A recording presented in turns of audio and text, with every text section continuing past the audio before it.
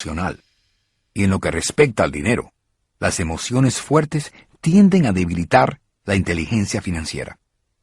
Respecto a las casas, señalo que la mayoría de las personas trabaja toda la vida para pagar una casa que nunca es de su propiedad.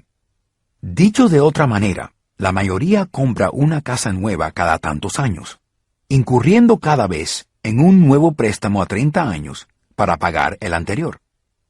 Aunque las personas reciben una deducción de impuesto por el interés sobre los pagos de la hipoteca, pagan todos sus otros gastos con dólares después de impuestos, incluso después de pagar su hipoteca. A eso debemos añadir los impuestos sobre bienes raíces. Los padres de mi esposa se asustaron cuando los impuestos de su propiedad subieron a $1,000 mensuales. Esto después de jubilarse, lo que mermó su retiro y les forzó a mudarse. Además, las casas no siempre aumentan de valor. En 1997, todavía tengo amigos que deben $1 millón por una casa que hoy costaría solo $700,000. Finalmente, las más grandes pérdidas son las oportunidades perdidas. Si todo su dinero está atado a su casa, se verá obligado a trabajar todavía más, porque su dinero continúa saliendo de la columna de gastos, en lugar de aumentar la columna de activos. El patrón típico del flujo de efectivo de la clase media.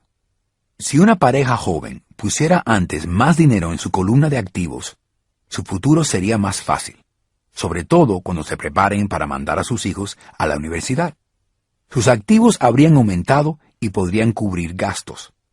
Demasiado a menudo, una casa solo sirve de vehículo para incurrir en un crédito hipotecario para poder pagar los crecientes gastos. En resumen, el resultado final de decidir comprar una casa demasiado cara, en lugar de empezar pronto una cartera de inversiones, impacta a un individuo por lo menos de las siguientes 3 maneras. Número 1.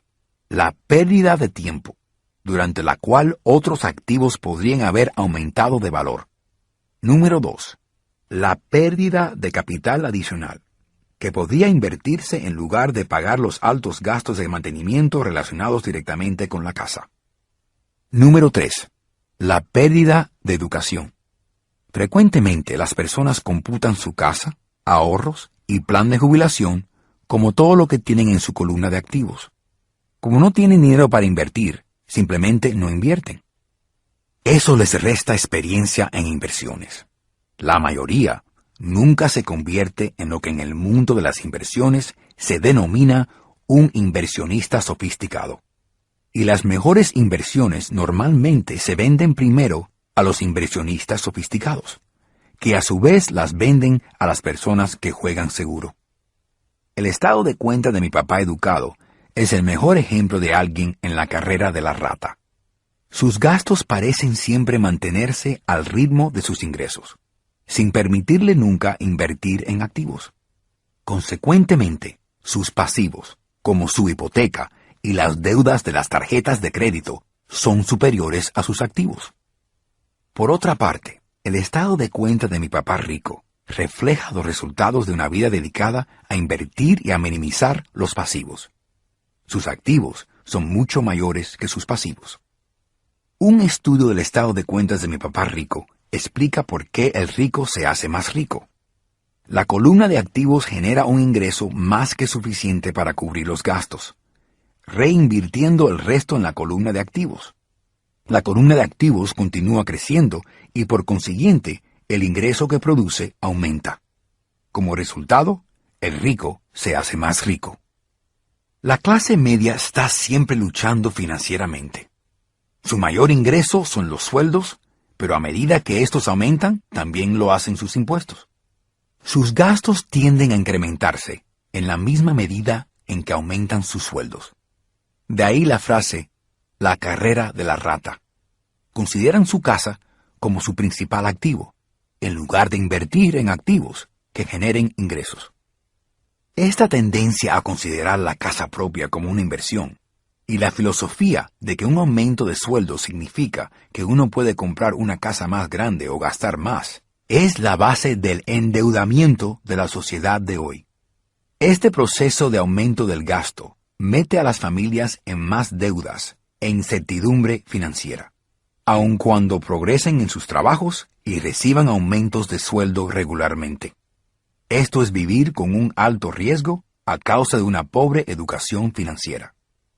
Como dije al principio de esta sección, la regla más importante es saber la diferencia entre un activo y un pasivo. Una vez entendida la diferencia, concentre sus esfuerzos en comprar solo activos que generen ingresos. Esta es la mejor manera de empezar el camino para hacerse rico. Siga haciendo eso y su columna de activos aumentará. Concéntrese en controlar sus pasivos y sus gastos. Esto le proporcionará más dinero para seguir metiendo en la columna de activos. Como empleado y propietario, sus esfuerzos activos son generalmente de la siguiente manera. Usted trabaja para otra persona. La mayoría de las personas que trabaja a sueldo está enriqueciendo al dueño o a los accionistas. Sus esfuerzos y logros proporcionarán el éxito y la jubilación para el dueño. Usted también trabaja para el gobierno. El gobierno le quita una parte de su sueldo antes de que usted lo vea. Trabajando más duro, usted aumenta la cantidad de impuestos apropiados por el gobierno. Muchos trabajan de enero a mayo solo para el gobierno. Finalmente, usted trabaja para el banco. Después de los impuestos, su gasto más grande es generalmente su hipoteca y las deudas de las tarjetas de crédito. El problema con trabajar más es que cada una de estas tres entidades se apropia de una parte mayor de sus esfuerzos. Debe aprender qué hacer para que sus esfuerzos adicionales lo beneficien a usted y a su familia directamente. Una vez que haya decidido concentrarse en atender su propio negocio, ¿cómo fija sus metas? La mayoría debe seguir con su profesión y depender de sus sueldos para financiar la adquisición de activos. A medida que sus activos crecen, ¿cómo mide la magnitud de su éxito? ¿Cuándo comprende uno que es rico, que tiene riqueza? De la misma forma que tengo mis propias definiciones de los activos y pasivos, también tengo mi propia definición de la riqueza. Se la he copiado a un hombre llamado Buckminster Fuller. Algunos lo llaman un loco, y otros lo llaman un genio viviente. Hace años dio mucho de qué hablar entre los arquitectos al solicitar en 1961 una patente para algo llamado un domo geodésico. Pero en la aplicación, Fuller también dijo algo sobre la riqueza. Al principio, era un poco confuso, pero después de leerla varias veces, empezó a tener sentido. La riqueza es la habilidad de una persona de subsistir un número de días a partir de, o, si yo dejara de trabajar hoy, ¿cuánto tiempo podría subsistir? A diferencia del valor neto, la diferencia entre sus activos y pasivos, que a menudo se compone de las pequeñeces materiales de una persona y su opinión de lo que valen las cosas. Esta definición crea la posibilidad de desarrollar una medida verdaderamente exacta. Ahora podría calcular y saber realmente dónde estoy en términos de mi meta de ser independiente financieramente. Aunque el valor neto incluye a menudo estos activos que no generan ingresos, como todo lo que compró que ahora está cogiendo polvo en su garaje, la riqueza mide cuánto dinero su dinero está ganando y por consiguiente su supervivencia financiera. La riqueza es la medida del flujo de dinero en efectivo de la columna de activos comparada con la columna de gastos. Usemos un ejemplo. Digamos que tengo un flujo de dinero en efectivo de mi columna de activos de $1,000 al mes. Y tengo gastos mensuales de $2,000. ¿Cuál es mi riqueza? Volvamos a la definición de Buckminster. Usando su definición, ¿cuántos días a partir de ahora puedo sobrevivir? Asumamos un mes de 30 días. Por esa definición, tengo suficiente flujo de dinero en efectivo para medio mes. Cuando logre $2,000 de flujo de dinero en efectivo al mes en mi columna de activos, entonces seré adinerado. Así que aún no soy rico, pero soy adinerado. Ahora tengo ingresos generados por mis activos que cada mes cubren todos mis gastos mensuales. Si quiero aumentar mis gastos, debo aumentar primero el flujo de dinero en efectivo de mis activos para mantener este nivel de riqueza. Tome nota de que a estas alturas ya no dependo de mi sueldo. Me he concentrado y he conseguido construir una columna de activos que me han hecho financieramente independiente. Si dejara hoy mi trabajo, podría cubrir mis gastos mensuales con el flujo de dinero en efectivo de mis activos. Mi próxima meta sería tener el flujo de dinero en efectivo sobrante de mis activos reinvertido en la columna de activos. Cuanto más dinero entra en mi columna de activos, más crece mi columna de activos. Cuanto más crecen mis activos, más crece mi flujo del dinero en efectivo. Y mientras mantenga mis gastos inferiores al flujo de dinero en efectivo de estos activos, seré más adinerado, con más ingreso de otras fuentes aparte de mi trabajo físico. Cuando este proceso de reinversión continúa, estoy camino a ser muy rico. La definición real del rico está en el ojo del espectador. Usted nunca puede ser demasiado rico. Solamente recuerde estas sencillas observaciones. Los ricos compran activos. Los pobres solo tienen gastos. La clase media compra pasivos que piensan son activos. Lección 3. Atienda su propio negocio. En 1974, pidieron a Ray Kroc, el fundador de McDonald's, que hablara a los alumnos de MBA de la Universidad de Texas en Austin. Un apreciado amigo mío, Keith Cunningham, era estudiante en esta clase. Después de una charla poderosa e inspiradora, terminó la clase y los estudiantes preguntaron a Ray si quería acompañarles a su lugar favorito a tomar unas cervezas. Ray aceptó amablemente. ¿A qué negocio me dedico?, preguntó Ray, una vez que todo el grupo tenía sus cervezas en la mano.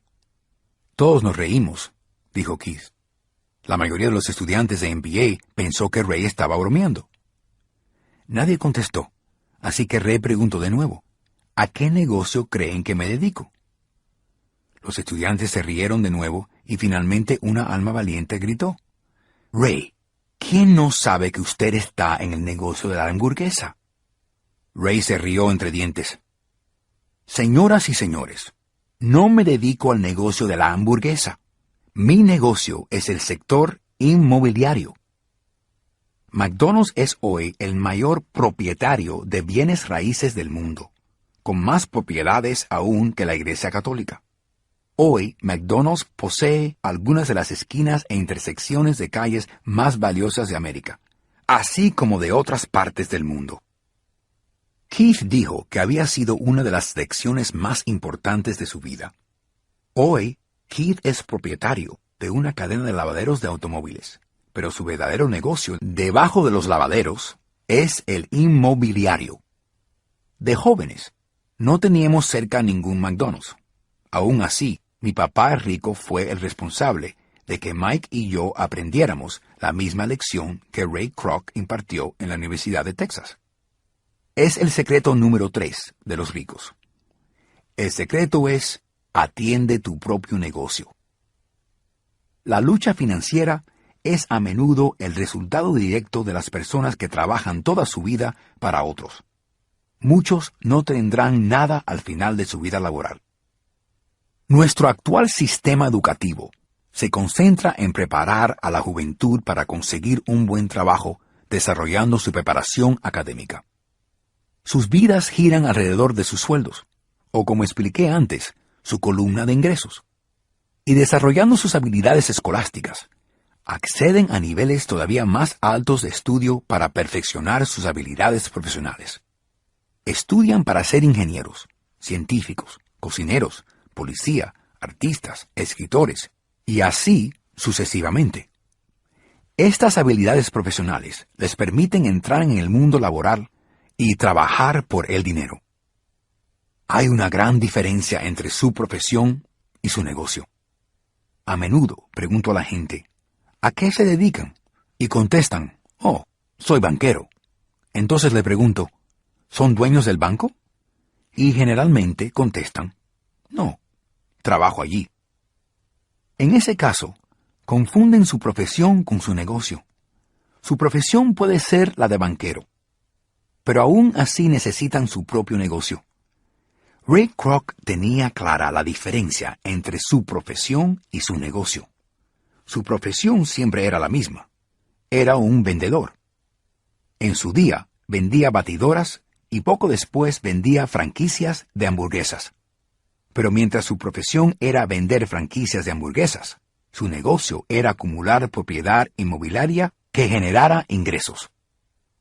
Para afianzarse financieramente, uno necesita atender su propio negocio. Su negocio gira alrededor de su columna de activos, en lugar de su columna de ingresos. Como dije antes, la regla número 1 es saber la diferencia entre un activo y un pasivo, y comprar activos. Los ricos se concentran en su columna de activos, mientras todos los demás se concentran en su declaración de renta. Esa es la razón por la cual escuchamos tan a menudo: necesito un aumento. Si solo me dieran una promoción. Voy a volver a la escuela para prepararme más y conseguir un trabajo mejor. Voy a trabajar horas extras. Quizás consiga un segundo trabajo. Renuncio en 2 semanas. He encontrado un trabajo que paga más. En algunos círculos, estas son ideas sensatas.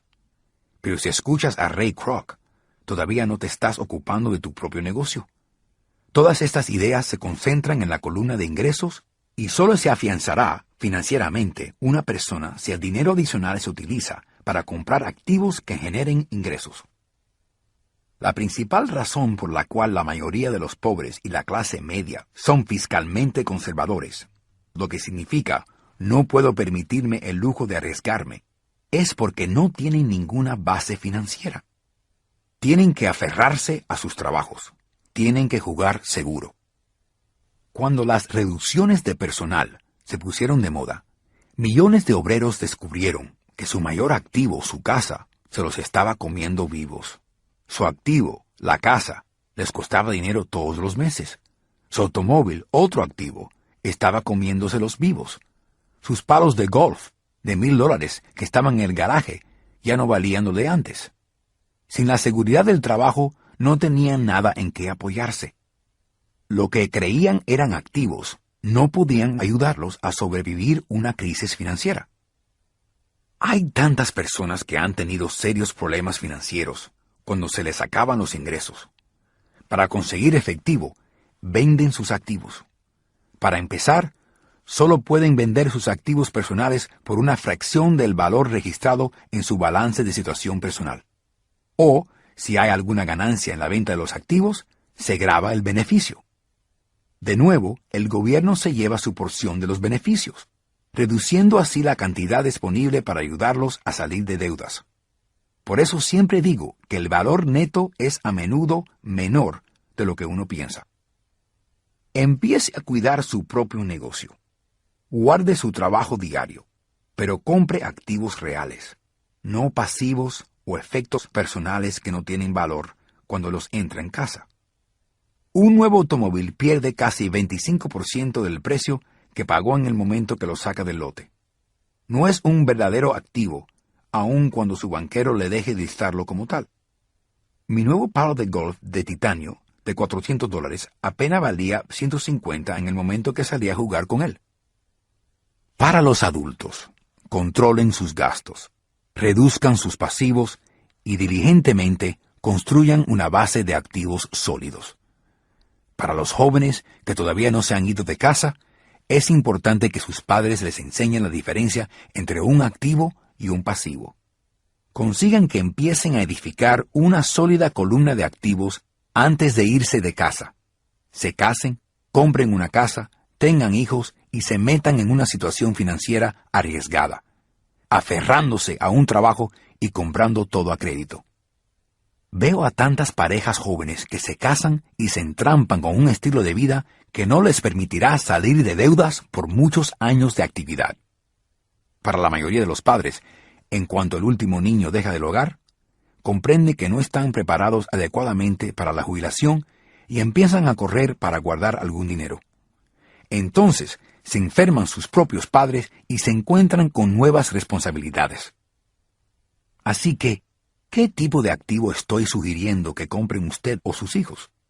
En mi mundo, los activos reales entran en varias categorías diferentes. Negocios que no requieren mi presencia. Son míos, pero los manejan o gestionan otras personas. Si tengo que trabajar allí, no es un negocio. Se vuelve mi trabajo.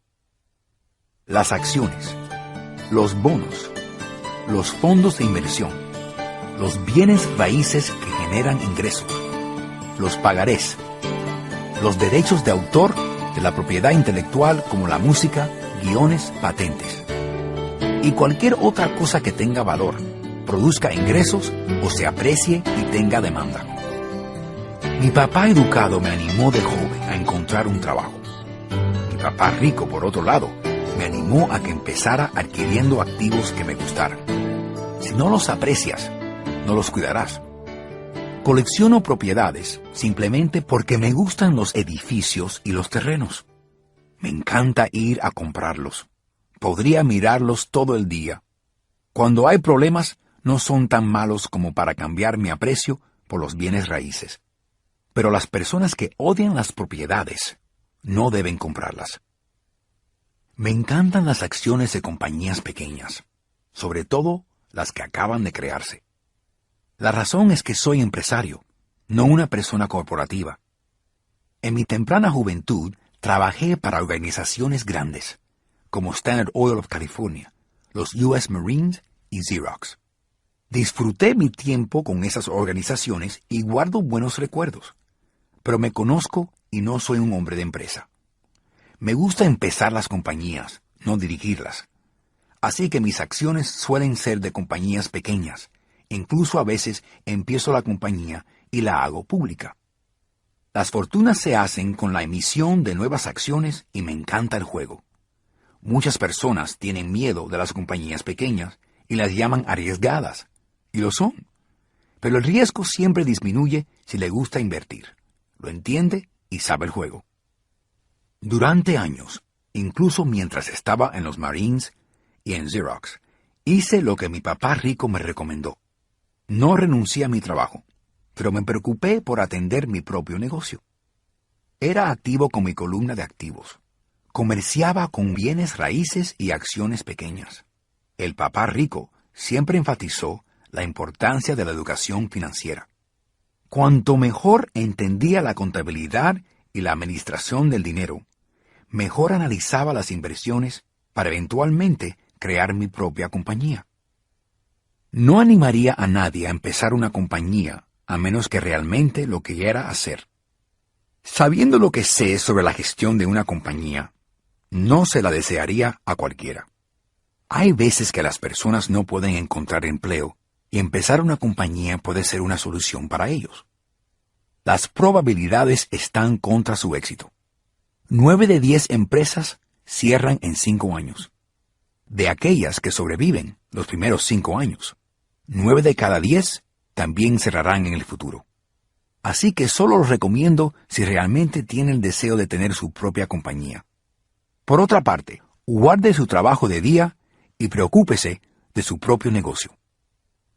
Cuando digo atienda su propio negocio, quiero decir construya y guarde bien su columna de activos. Cada vez que entra $1, no permita que salga. Piense de esta manera. Cuando $1 entra en su columna de activos, se convierte en su empleado. Lo mejor del dinero es que funciona 24 horas al día y puede trabajar por generaciones. No renuncie a su trabajo. Sea un empleado modelo, pero continúe edificando su columna de activos. Cuando su flujo del dinero crezca, podrá comprar algún lujo. Una diferencia importante es que los ricos compran los lujos al final, mientras que el pobre y la clase media tienden a comprar los artículos de lujo primero. El pobre y la clase media a menudo compran artículos de lujo como casas grandes, diamantes, pieles, joyas o barcos, porque quieren parecer ricos. Parecen ricos, pero en realidad se endeudan más. Las personas de dinero antiguo, los ricos de siempre, construyen primero su columna de activos. Entonces, el ingreso generado por la columna de activos compra sus lujos. Los pobres y la clase media compran los lujos con su propio sudor sangre y la herencia de sus hijos. El verdadero lujo es una recompensa por invertir y desarrollar un activo real. Por ejemplo, cuando mi esposa y yo teníamos dinero extra del alquiler de nuestros apartamentos, ella se compró un Mercedes. No tomó ningún trabajo extraordinario, ni riesgo por su parte, porque la casa de apartamentos compró el automóvil. Ella, sin embargo, tuvo que esperar 4 años hasta que la carpeta de inversión de bienes raíces creció y produjo el suficiente flujo de dinero extra para pagar por el automóvil. Pero el lujo, el Mercedes, era un verdadero premio porque había aumentado su columna de activos. Ese automóvil significa ahora mucho más para ella que otro automóvil bonito. Significa que usó su inteligencia financiera para darse ese lujo. Lo que hace la mayoría de las personas es salir impulsivamente y comprar un automóvil nuevo o algún otro lujo a crédito. Pueden estar aburridos y querer un nuevo juguete. Comprar a crédito motiva que más tarde o más temprano la persona resienta ese lujo porque su deuda se convierte en una carga financiera. Una vez que se ha molestado en invertir y ha construido su propio negocio, está listo para agregar el toque mágico, el secreto más grande del rico, el secreto que coloca al rico a la cabeza, el premio al final del camino por haberse molestado diligentemente en ocuparse de su propio negocio. Lección 4. La historia de los impuestos y el poder de las corporaciones. Recuerdo haber escuchado en el colegio la historia de Robin Hood y sus hombres alegres. Mis profesores pensaban que era una historia maravillosa. La historia de un héroe romántico, tipo Kevin Costner, que robaba al rico y daba al pobre. Y papá rico no veía a Robin Hood como un héroe. Lo llamaba Robin Hood, el ladrón. Robin Hood hace tiempo que desapareció, pero sus seguidores siguen vivos. Todavía oigo a las personas decir, ¿por qué no lo pagan los ricos? O el rico debe pagar más impuestos y dar a los pobres. Es esa idea de Robin Hood, la de tomar del rico para darle al pobre, la que ha causado la mayoría de los problemas para el pobre y la clase media. La razón por la que la clase media paga tantos impuestos es debido al ideal que representa Robin Hood. La realidad es que el rico no paga tantos impuestos. Es la clase media la que paga por los pobres, sobre todo la clase media alta, educada, de ingresos altos. De nuevo, para entender cómo pasan las cosas, necesitamos tener una perspectiva histórica. Necesitamos ver la historia de los impuestos. Aunque mi papá educado era un experto en la historia de la educación, mi papá rico se hizo un experto en la historia de los impuestos. El papá rico nos explicó a Mike y a mí que en Inglaterra y en Estados Unidos originalmente no existían impuestos. Había impuestos temporales recaudados de vez en cuando para financiar las guerras. El rey o el presidente pedían que todos contribuyeran. Se recaudaron impuestos en Gran Bretaña para luchar contra Napoleón de 1799 a 1816 y en Norteamérica para pagar por la guerra civil de 1861 a 1865. En 1874, Inglaterra creó el impuesto sobre la renta, una leva impositiva permanente de sus ciudadanos. En 1913, el impuesto sobre la renta se hizo permanente en Estados Unidos con la adopción de la enmienda 16 a la Constitución. Lo que no revelan estas fechas históricas es que estos dos impuestos se recaudaban solo de los ricos. Esto era lo que el papá rico quería que Mike y yo entendiéramos. Nos explicó que la idea de los impuestos se hizo popular y aceptada por la mayoría, diciendo a los pobres y a la clase media que se habían creado para castigar al rico. Así es como las masas votaron por la ley y se volvió legal constitucionalmente. Aunque se pensaba que castigaba al rico, en realidad castigaba a las mismas personas que lo votaron, los pobres y la clase media. Una vez que el gobierno probó el sabor del dinero, creció su apetito, dijo el papá rico. Tu papá y yo estamos diametralmente opuestos. Él es un burócrata y yo soy un capitalista. Los dos cobramos, y nuestro éxito se mide por conductas inversas. Él cobra por gastar el dinero y contratar a personas. Cuanto más gasta y más personas contrata, más grande se vuelve su organización. En el gobierno, cuanto más grande tu organización, más te respetan. Por otro lado, dentro de mi organización, cuantas menos personas contrato y menos dinero gasto, más me respetan mis inversionistas. Por eso no me gustan los burócratas. Ellos tienen objetivos diferentes a la mayoría de los hombres de negocio. Cuando el gobierno crezca, cada vez se necesitarán más dólares de impuestos para apoyarlo. Como ya he dicho, la aprobación de los impuestos solo fue posible porque las masas creyeron en la teoría económica de Robin Hood de tomar del rico y dar a los demás. El problema era que el apetito del gobierno por el dinero era tan grande que pronto necesitaron recaudar impuestos de la clase media, y de allí siguió goteando hacia abajo. El rico, por otro lado, vio una oportunidad. Ellos no juegan con las mismas reglas. El rico ya conocía las corporaciones, que se popularizaron en la época de la navegación en veleros. El rico creó la corporación como un vehículo para limitar el riesgo de los activos de cada viaje. El rico ponía su dinero en una corporación para financiar el viaje. La corporación contrataba una tripulación para navegar al Nuevo Mundo y buscar los tesoros. Si la nave se perdía, la tripulación perdía sus vidas, pero las pérdidas para el rico se limitaban al dinero que había invertido en ese viaje. Es el conocimiento del poder de la estructura legal de la corporación la que proporciona al rico una inmensa ventaja sobre los pobres y la clase media. Con dos padres que me enseñaban, uno socialista y otro capitalista, empecé a comprender rápidamente que la filosofía del capitalista tenía más sentido financiero para mí. Me parecía que los socialistas se castigaron por su falta de educación financiera. No importa lo que inventen las masas que promulgan quitárselo a los ricos, el rico siempre encuentra la manera de ser más listo que ellos.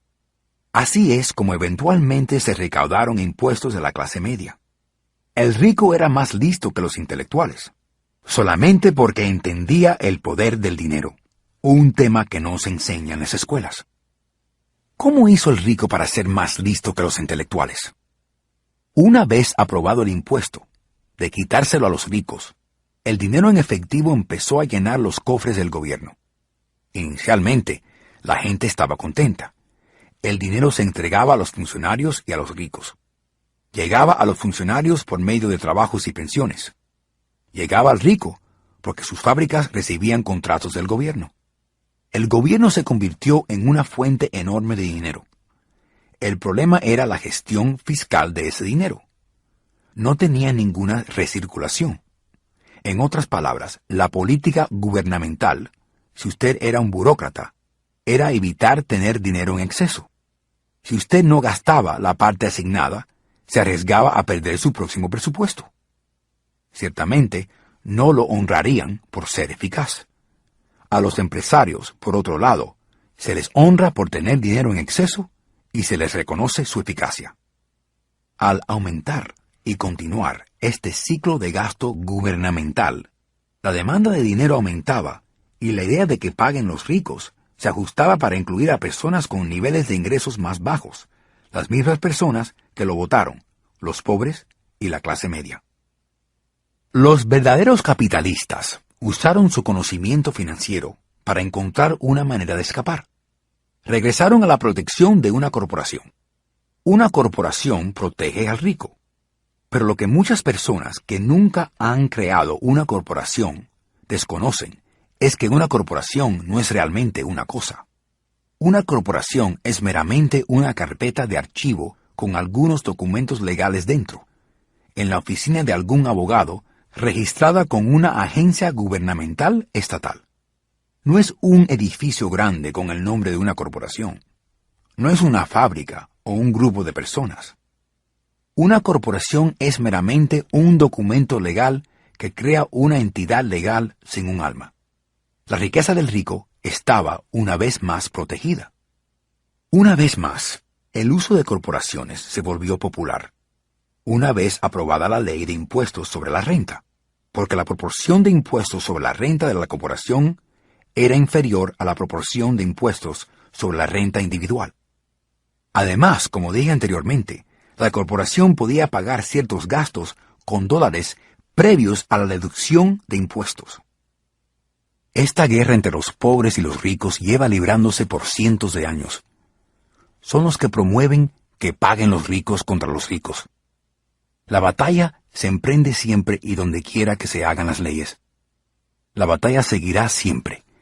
El problema es que los que pierden son los ignorantes, los que se levantan diligentemente todos los días y van a trabajar y pagan impuestos.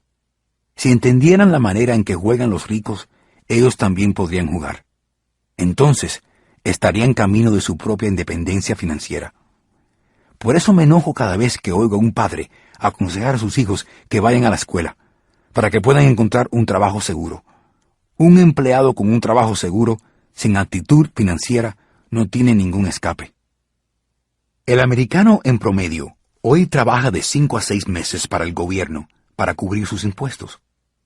En mi opinión, es mucho tiempo. Cuanto más duro trabaja, más paga el gobierno. Por eso creo que la idea de que paguen los ricos estafó a las mismas personas que la votaron. Cada vez que intentan castigar al rico, el rico no acepta y reacciona. Tiene el dinero, el poder y la decisión para cambiar las cosas. No se queda sentado y voluntariamente paga más impuestos. Busca las maneras de minimizar su carga impositiva. Contrata abogados inteligentes, a contadores y persuade a los políticos para que cambien las leyes o creen lagunas impositivas. Los ricos tienen los activos para efectuar el cambio. Los pobres y la clase media no tienen los mismos activos. Se quedan sentados permitiendo que el gobierno les meta la aguja en el brazo y empiece la donación de sangre. Me sorprendo constantemente por el número de personas que pagan más impuestos o toman menos deducciones, porque tienen miedo al gobierno. Y yo sé lo aterrador e intimidante que puede ser un inspector fiscal. He tenido amigos a los que les han cerrado y destruido el negocio para descubrir más tarde que era un error del gobierno. Lo comprendo. Pero el precio de trabajar de enero a mediados de mayo es un precio alto para pagar por esa intimidación. Mi papá pobre nunca luchó. Mi papá rico tampoco. Pero jugó el juego más inteligentemente, y lo hizo a través de la corporación, el secreto más grande del rico. Mi papá educado siempre me animó a buscar un trabajo bueno en una gran corporación. Hablaba de las virtudes de ascender por la escalera corporativa. No entendía que depender de un sueldo de un solo patrón corporativo me convertía en una vaca dócil lista para ser ordeñada. Cuando le dije a mi papá rico el consejo de mi padre, se rió entre dientes. ¿Por qué no ser dueño de la escalera? Fue todo lo que dijo. De joven no entendí lo que mi papá rico decía acerca de tener mi propia corporación. Era una idea que parecía imposible e intimidante. Aunque me entusiasmaba la idea, mi juventud no me permitiría prever la posibilidad de que los mayores trabajarían algún día para una compañía de mi propiedad. El punto es que si no hubiera sido por mi papá rico, probablemente hubiera seguido el consejo de mi papá educado. Era el recordatorio ocasional de mi papá rico lo que mantenía viva la idea de poseer mi propia corporación y que me mantuvo en un camino diferente. Cuando tenía 15 o 16 años, supe que no iba a seguir el camino que mi papá educado me estaba recomendando. No sabía cómo iba a hacerlo, pero estaba decidido a no emprender la misma dirección que la mayoría de mis compañeros de clase. Esa decisión cambió mi vida. No fue hasta que estuve en la veintena que el consejo de mi papá rico empezó a tener más sentido. Acababa de salir de los Marines y estaba trabajando para Xerox. Estaba ganando bastante dinero, pero siempre que veía mi sueldo me sentía defraudado. Las deducciones eran muy grandes, y cuanto más trabajaba, mayores eran. Cuando empecé a tener más éxito, Mis jefes me hablaron de promociones y aumentos. Me estaban adulando, pero podía oír a mi papá rico que me preguntaba al oído, ¿para quién estás trabajando? ¿A quién estás haciendo rico? En 1974, mientras trabajaba para Xerox, formé mi primera corporación y empecé a atender mi propio negocio. Tenía ya unos activos en mi columna de activos, pero ahora estaba decidido a concentrarme para hacerlos más grandes.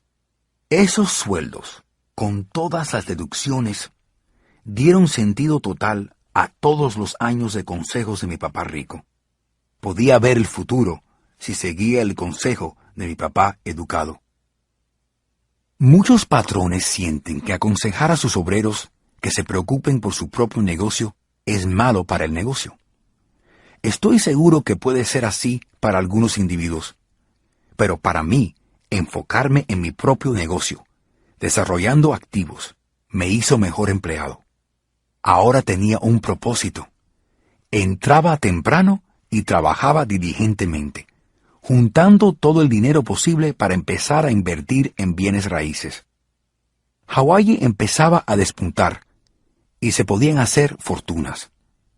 Cuanto más comprendía que estábamos al principio de un boom, más máquinas Xerox vendía. Cuantas más vendía, más dinero ganaba. Y claro, más deducciones sufría mi sueldo. Me sentía inspirado. Tenía tantas ganas de salir de la trampa de ser un empleado que trabajaba más duro, no menos. En 1978, estaba de forma consistente entre los 5 principales vendedores y a menudo era el primero. Quería salir de la carrera de la rata. En menos de 3 años, estaba ganando más en mi propia corporación pequeña de bienes raíces que en Xerox. Y el dinero que estaba ganando en mi columna de activos, en mi propia corporación, era dinero que trabajaba para mí. No tenía que golpear puertas para vender fotocopiadoras. El consejo de mi papá rico tenía mucho más sentido. Pronto el flujo de dinero en efectivo de mis propiedades era tal que mi compañía me compró mi primer Porsche. Mi compañero en Xerox pensó que me estaba gastando mis comisiones. No lo eran. Estaba invirtiendo mis comisiones en activos. Mi dinero estaba trabajando duro para ganar más dinero. Cada dólar en mi columna de activos era un gran empleado.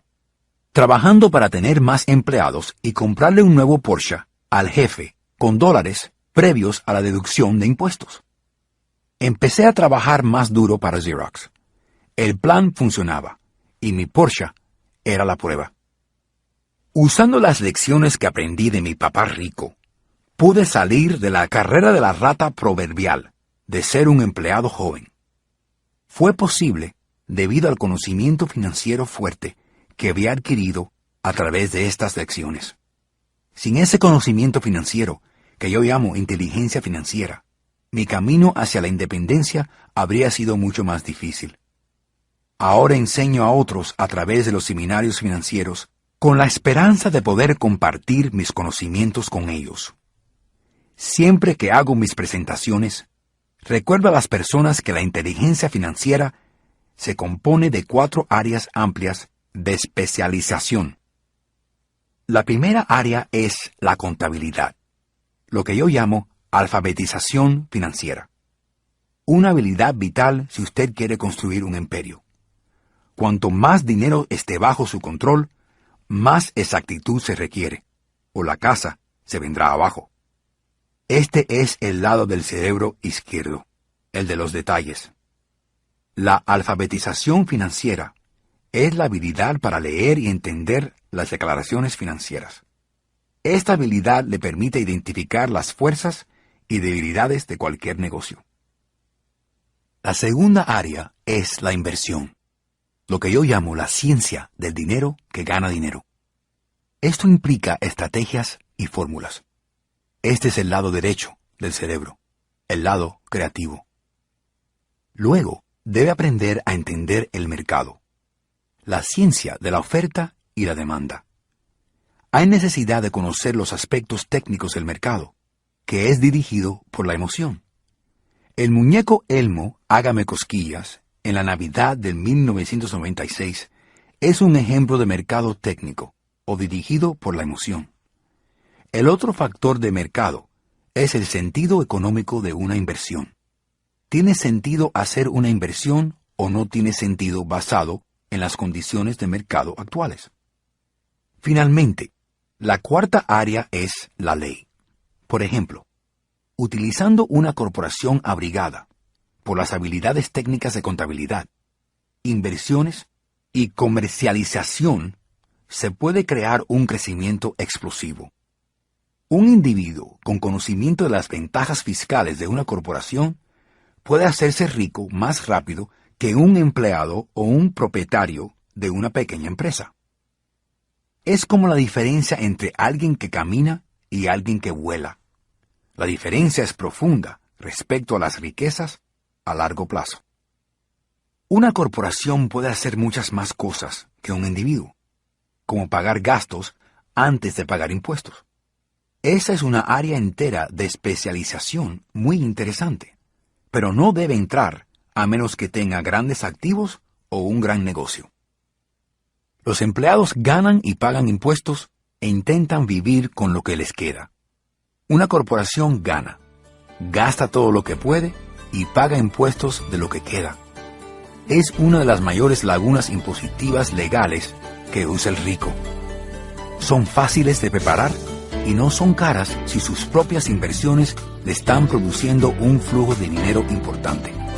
Por ejemplo, si es dueño de su propia corporación, los pagos del automóvil, seguro, reparaciones, son gastos de la compañía. La cuota del gimnasio es un gasto de la compañía. Y todos esos pagos se hacen legalmente con dólares, previos a la deducción de impuestos.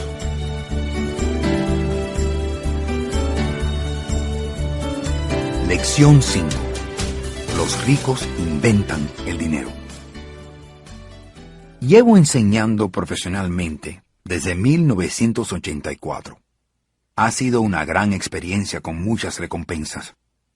También es una profesión perturbadora, porque he enseñado a miles de personas y veo que todos tienen algo en común, incluido yo mismo. Todos tenemos un tremendo potencial. Y todos hemos sido bendecidos con dones. Pero lo que nos detiene es la falta de confianza en nosotros mismos. No es la falta de información técnica lo que nos detiene, sino la falta de confianza en nosotros mismos. Esto afecta a unos más que a otros. Cuando terminamos la escuela, la mayoría sabemos que lo que cuenta no son ni los títulos ni las buenas notas. En el mundo real, lejos del académico, se necesita algo más que buenas notas. He oído llamarle tener agallas, cara, pelotas, audacia, valentía, destreza, atrevimiento, tenacidad y brillantez. Esta característica, como se le quiera llamar, determina el futuro de uno mucho más que las notas escolares. Adentro de nosotros tenemos uno de estos inteligentes y atrevidos personajes. También está el opuesto de este carácter. Personas que pueden ponerse de rodillas y rogar si es necesario. Después de pasar un año en Vietnam como pilotos de los Marines, llegué a conocer íntimamente a estos dos personajes dentro de mí. Uno no es mejor que el otro. Como maestro me di cuenta que el miedo excesivo y la falta de confianza en uno mismo son los mayores detractores del intelecto personal. Me acongojaba ver que los estudiantes sabían las respuestas, pero les faltaba el valor para actuar. A menudo en el mundo real, no es el inteligente que triunfa, sino el atrevido. En mi experiencia personal, su preparación financiera precisa tanto de conocimientos técnicos como de valentía. Si el miedo es demasiado fuerte, se suprime el talento. En mis clases insisto en que los estudiantes aprendan a arriesgarse, a ser intrépidos, que dejen a su genio transformar su miedo en poder y brillantez. Funciona para algunos y aterra a otros. He llegado a comprender que la mayoría de las personas, en lo que respecta al dinero, prefieren jugar sobre seguro. he tenido que lidiar con preguntas como ¿por qué tomar riesgos? ¿Por qué debo molestarme desarrollando mi inteligencia financiera? ¿Por qué debo educarme financieramente? Y contesto, solo para tener más opciones. Hay enormes cambios en el futuro. Habrá cientos de personas como Bill Gates y compañías del éxito de Microsoft creadas todos los años por todo el mundo. Y habrá también muchas más quiebras, despidos y reducciones de personal. Entonces, ¿por qué molestarse en desarrollar su inteligencia financiera? Porque si lo hace, prosperará. Y si no lo hace, esta época será una de miedo. Será una época para observar a personas avanzar audazmente y a otras aferrarse a formas de vida anticuadas. Hace 300 años, la tierra significaba riqueza. Los que tenían la tierra poseían la riqueza. Después fueron las fábricas y la producción, y Estados Unidos era la fuerza dominante. El industrial ostentaba la riqueza. Hoy en día es la información. El que tiene la información más exacta, tiene la riqueza. El problema es que la información pasa por el mundo a la velocidad de la luz. A las nuevas fortunas no las pueden sujetar ni los límites, ni las fronteras, como sucedía con las tierras y las fábricas. Los cambios serán más rápidos y dramáticos. Habrá un aumento sustancial en el número de nuevos multimillonarios. También estarán los que se quedan atrás. Hoy observo a tantos que luchan, trabajando cada vez más, sencillamente porque se aferran a viejas ideas. Quieren que las cosas sean como antes. Se resisten al cambio. Conozco gente que está perdiendo su trabajo o su casa, y que culpa a la tecnología, o a la economía, o a su jefe. Desgraciadamente no comprenden que el problema son ellos. Las viejas ideas son su mayor detrimento. Detrimento porque no comprende que aunque esa idea o manera de proceder ayer era una ventaja, hoy se terminó. Una tarde estaba enseñando a invertir usando un juego de salón que había inventado, llamado Cashflow, como herramienta de instrucción. Un amigo había traído a alguien para asistir a la clase. Esta amiga de mi amigo se había divorciado recientemente. Casi se había arruinado con el divorcio, y ahora buscaba una respuesta. Su amigo pensó que la clase podría ayudarla. El juego se diseñó para que la gente comprenda cómo actúa el dinero. Quienes participan en el juego aprenden la correlación entre la declaración de renta y el balance de situación. Aprenden cómo fluye el dinero entre estos y cómo el camino a la prosperidad se logra esforzándose por aumentar el flujo del dinero mensual de la columna de activos hasta que supere sus gastos mensuales. Una vez logrado esto, puede salir de la carrera de la rata hacia la vía rápida. Como ya dije, algunos odian el juego, a otros les gusta y a otros se les escapa su significado.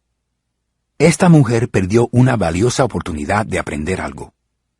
En la ronda de apertura, sacó una carta con el dibujo de un barco. Al principio estaba contenta. «Oh, tengo un barco». Después, cuando su amigo intentó explicarle cómo los números trabajan en la declaración de renta y el balance de situación, se sintió frustrada porque nunca le habían gustado las matemáticas. El resto de su mesa esperó mientras su amigo le explicaba la relación entre la declaración de renta y el balance de situación y el flujo de dinero mensual.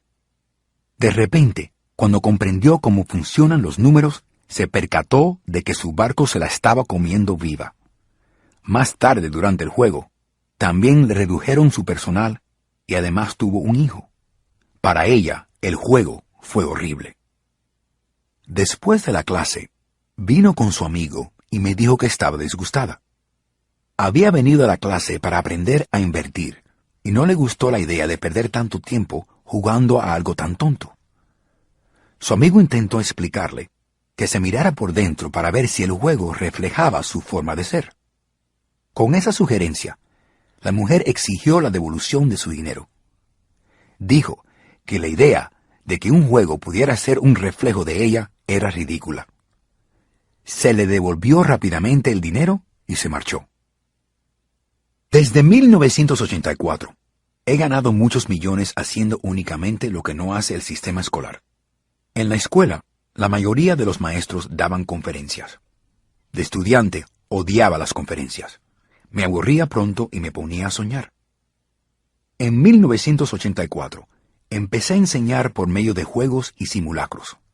Siempre animé a los estudiantes y adultos a ver los juegos como un reflejo de lo que saben y de lo que necesitan aprender. Sobre todo, un juego refleja la conducta de uno. Es un sistema de autoinformación instantánea. En lugar del maestro dándole una charla, el juego le proporciona una conferencia personalizada, hecha justo a su medida. El amigo de la mujer que se fue me llamó más tarde para ponerme al tanto. Me dijo que su amiga estaba bien y que se había tranquilizado. Cuando se calmó, pudo ver que había una relación entre el juego y su vida. Como un juego de salón, el mundo siempre nos proporciona información instantánea. Podríamos aprender mucho si prestáramos más atención. Un día, no hace tiempo, me quejé a mi esposa diciéndole que me habían encogido los pantalones en el lavado en seco. Mi esposa se sonrió y me palmeó el estómago informándome que los pantalones no habían encogido, sino que algo se había expandido. El juego Cashflow fue diseñado para proporcionar a cada jugador información personalizada. Su propósito es darle opciones. Si saca la carta del barco y se mete en deudas, la pregunta es, ¿qué puede hacer? ¿A cuántas opciones financieras puede recurrir? Ese es el propósito del juego. Enseñar a los jugadores a pensar y crear nuevas y variadas opciones financieras. He observado a más de 1,000 personas jugarlo. Las personas que salen antes de la carrera de la rata son las que entienden los números y tienen una mente financiera creativa. Saben reconocer las diferentes opciones financieras. Las personas que tardan más en salir son las que no están familiarizadas con los números y realmente no entienden el poder de invertir. Los ricos son a menudo creativos y toman riesgos calculados. Han habido personas que han ganado mucho dinero jugando Cashflow, pero no saben qué hacer con él. La mayoría de ellos tampoco han tenido éxito financiero en la vida real. Parece que todos les sacan ventaja a pesar de que tienen dinero. Y así es en la vida real. Hay muchas personas que tienen mucho dinero y no consiguen salir adelante financieramente. Limitar sus opciones es lo mismo que aferrarse a las viejas ideas. Tengo un amigo de la escuela secundaria que ahora tiene 3 trabajos. Hace 20 años, él era quien más dinero tenía de todos mis compañeros de clase. Cuando cerró la plantación de azúcar de mi pueblo, la compañía para la que trabajaba se vino abajo con la plantación. Pero pensaba que solo tenía una opción. Era la vieja opción, trabajar más. El problema fue que no encontraba un trabajo parecido donde le reconocieran la antigüedad de su antiguo empleo. Como resultado, estaba demasiado preparado para sus actuales trabajos y cobraba menos. Ahora le hacen falta 3 trabajos para ganar lo suficiente para subsistir. He observado que algunos que juegan Cashflow se quejan porque nunca les tocan las cartas de las oportunidades y se quedan ahí sentados. Conozco personas que hacen eso en la vida real. Se quedan esperando que les llegue la oportunidad idónea. He visto cómo algunos conseguían las cartas precisas de la oportunidad y no tenían suficiente dinero. Entonces se quejaban, diciendo que habrían conseguido salir de la carrera de la rata si hubieran tenido más dinero. Y se quedan ahí sentados. Conozco personas en la vida real que hacen eso. Ven las grandes oportunidades, pero no tienen dinero. Y hay personas que sacan la mejor carta de la oportunidad, la leen en voz alta y no tienen ni idea de que es una gran oportunidad. Tienen el dinero, es el momento idóneo. Tienen la carta, pero no pueden ver la oportunidad que tienen delante. No ven cómo encaja dentro de su plan financiero para escapar de la carrera de la rata. Y conozco a más de estos que al resto puestos juntos. La mayoría de las personas tienen la gran oportunidad de sus vidas justo delante de ellos y no la ven. Un año más tarde se enteran de que todos los demás se hicieron ricos. La inteligencia financiera es sencillamente tener más opciones. Si no le llegan las oportunidades, ¿qué puede hacer para mejorar su posición financiera? Si una oportunidad aterriza en su falda y no tiene dinero, y el banco no quiere ayudarlo, ¿qué puede hacer para conseguir que esa oportunidad lo beneficie? Si su corazonada es errónea y no ocurrió lo que esperaba, ¿cómo puede convertir un limón en millones? Eso es inteligencia financiera. No depende de lo que pasa, sino de cuántas soluciones financieras diferentes se le ocurren para convertir el limón en millones. Es cuán creativo resolviendo problemas financieros. La mayoría de las personas solo conocen una solución: trabajar duro, ahorrar y pedir un préstamo. ¿Para qué aumentar su inteligencia financiera? Tome lo que venga y mejórelo. Muy pocos comprenden que uno crea su propia suerte. Es como el dinero. Si quiere tener suerte y crear dinero en lugar de trabajar duro, la inteligencia financiera es importante. Si es el tipo de persona que espera a que se presente la oportunidad, puede esperar mucho tiempo. Es como esperar a que todos los semáforos se pongan verdes en 5 millas antes de empezar el viaje. De jóvenes, mi papá rico nos repetía constantemente a Mike y a mí que el dinero no es real. El papá rico nos recordaba lo cerca que habíamos estado del secreto del dinero ese día que nos juntamos y empezamos a hacer dinero de yeso. Los pobres y la clase media trabajan por dinero, diría. Los ricos hacen el dinero. Cuanto más real piensen que es el dinero, más trabajarán para conseguirlo. Si captan la idea de que el dinero no es real, se harán ricos más rápidamente. Entonces, ¿qué es?, preguntábamos a menudo. ¿Qué es el dinero si no es real? Lo que acordemos que sea. Era todo lo que decía el papá rico. El activo más poderoso que tenemos es nuestra mente. Si está bien preparada, puede crear una riqueza enorme en casi un instante. Les daré un ejemplo sencillo de cómo crear dinero. A principios de los 90, la situación económica de Phoenix era terrible. Un día estaba viendo en televisión el programa de Good Morning America, cuando un asesor empezó a pronosticar serias dificultades. Su consejo era: ahorre dinero. Guarde $100 todos los meses, dijo, y en 40 años será multimillonario. Bien, ahorrar dinero todos los meses es una idea válida. Es una opción. La opción suscrita por la mayoría de las personas.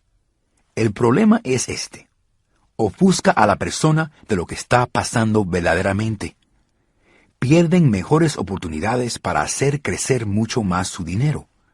El mundo les está pasando por delante.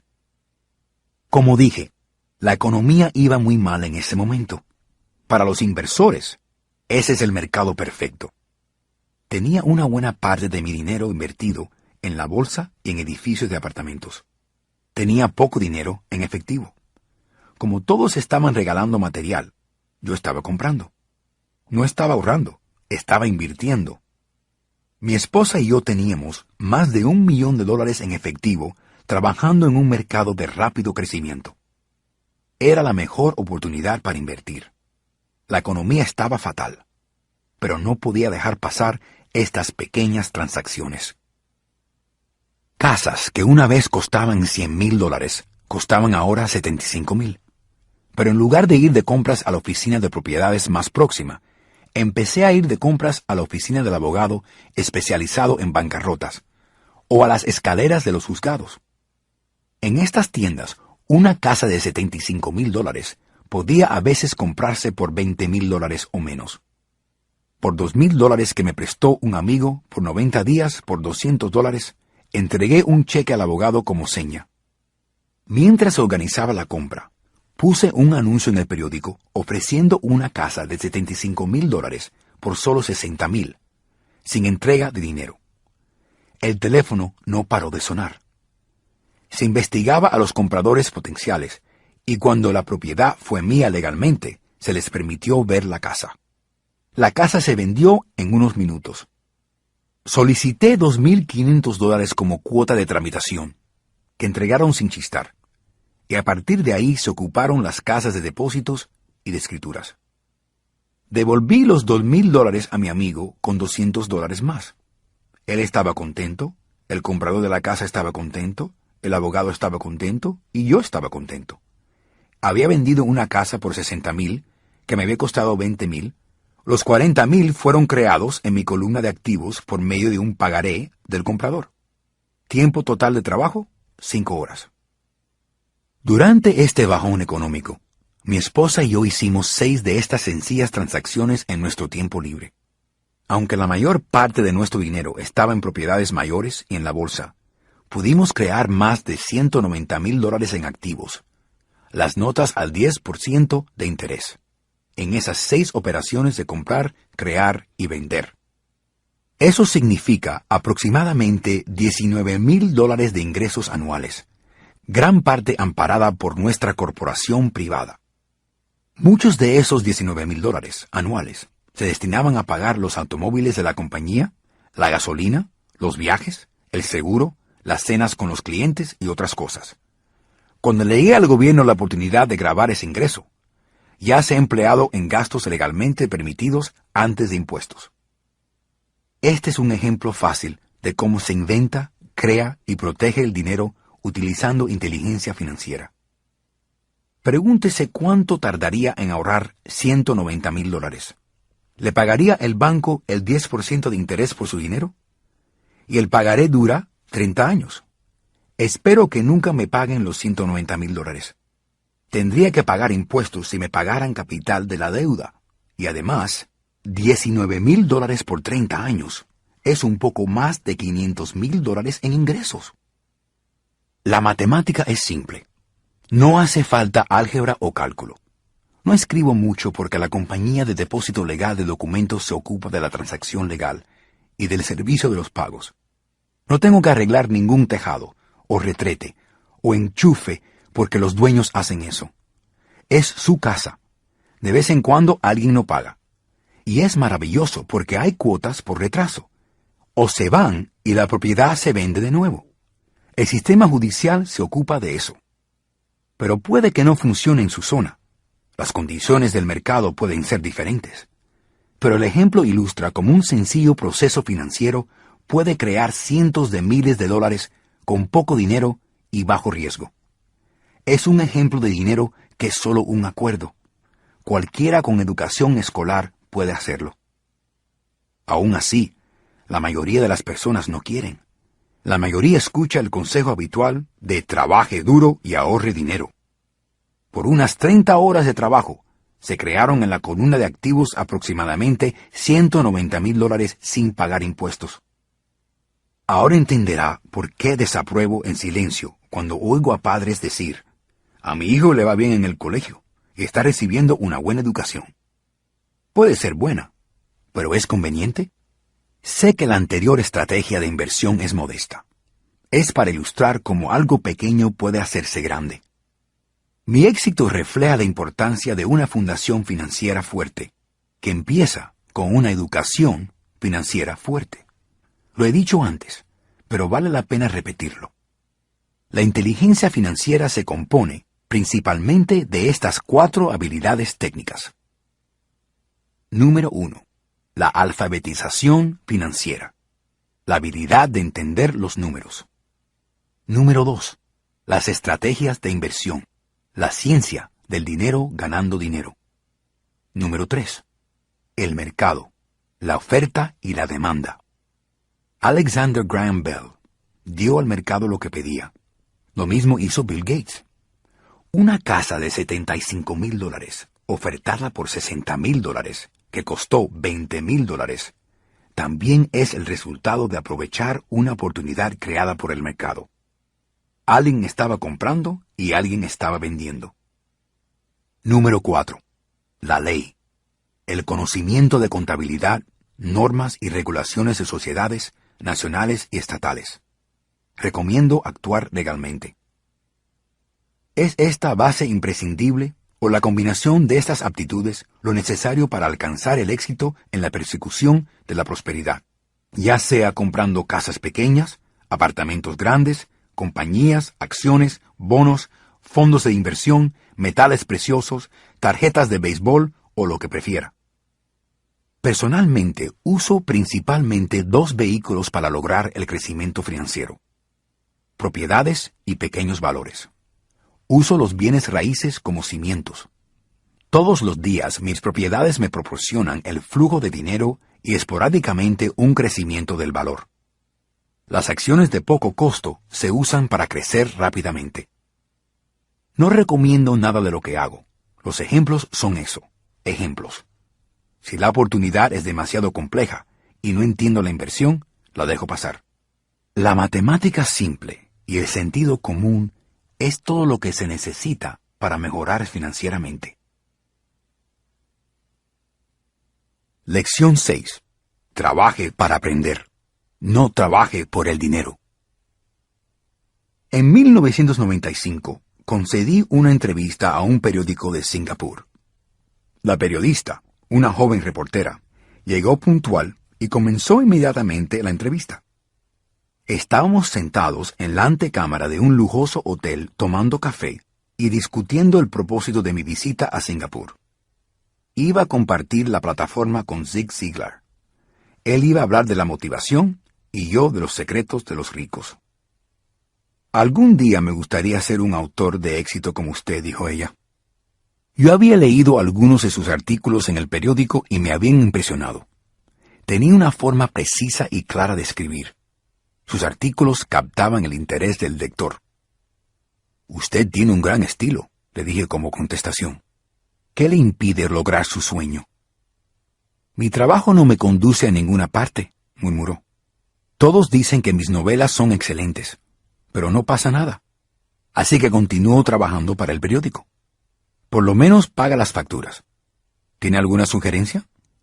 Sí la tengo, dije entusiasta.